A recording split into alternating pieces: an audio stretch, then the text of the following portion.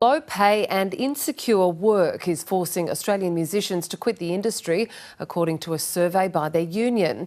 It found half the country's musicians earned less than $6,000 last year, forcing the majority to hang up their instruments and look for work elsewhere.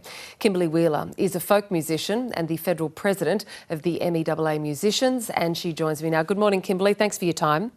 Good morning, thank you. Now that's quite the headline, less than $6,000 a year for half of Australian musicians. It's nothing to live on, obviously. What has your experience been as a musician? My experience as a musician in the last few years is that's probably about right. A lot of us are electing to do other work outside of the music industry because of the reliability, but also just the pay rates are the standard pay rates and conditions. Can you describe to our viewers just how much time a muso like yourself might put into a gig and what you get for that gig? For sure. So there's all sorts of rehearsals that go into a gig. There's the organisation that goes into it, just the background admin. And for any gig, I can probably put in about 20 hours work.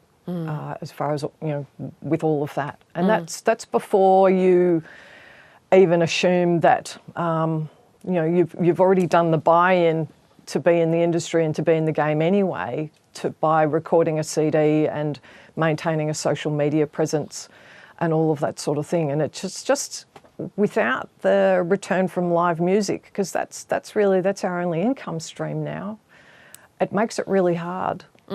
You mentioned your income stream there being live music. Are there other avenues that you yield some income from, or the musicians yield some income from, whether it is, album sales or streaming sales or other kind of unique ways? Well, my streaming royalties from last year were about $7. Wow. And it just, I sell, I make more than that, obviously a lot more than that from selling one CD. So really that used to be the case, that you could make part of your living from that, and it would subsidise the fact that what we were earning at live shows, it wasn't really up to spec. But outside of that, I probably actually make more money providing services to other artists within the music industry than I do in live music. And I also have been maintaining work outside of that. So was there ever a heyday? Because when I was drilling into some of the stats from this survey, 64% earn less than $15,000 a year, having to juggle several other jobs, which seems to be your experience as well. ABS data, though, shows that the income was around $48,000 to $60,000 per year. So the ABS data probably relates to the ATO and people who are doing certain parts of the music industry. As far as our grassroots, that's not the case. And there is, I think, a real difference between what happens at the grassroots and what's happening at the upper end of the setup. According to the ATO, there are 6,000 people who are actively as musicians in the country, but we know that even in Victoria, that there are about 14,000 releasing artists in this state alone.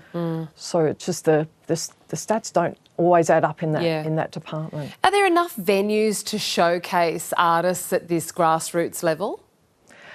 We actually are, it's particularly in Melbourne, but Australia-wide, we are blessed for venues. You may be aware Melbourne was voted the music capital of the world, largely because of the number of venues we have per capita. And I think we had more venues than even New York City in Melbourne. So the number of venues is not the problem. It's... a lot of these venues, most of these venues are really struggling and have been for a while, and that was even before the pandemic.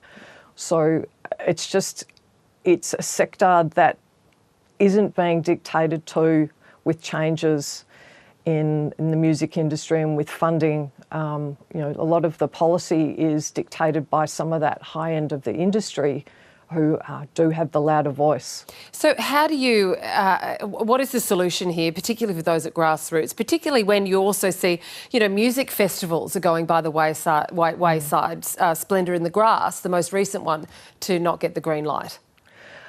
It's a big question you just asked. Part of it is that we're not getting the message out as grassroots musicians.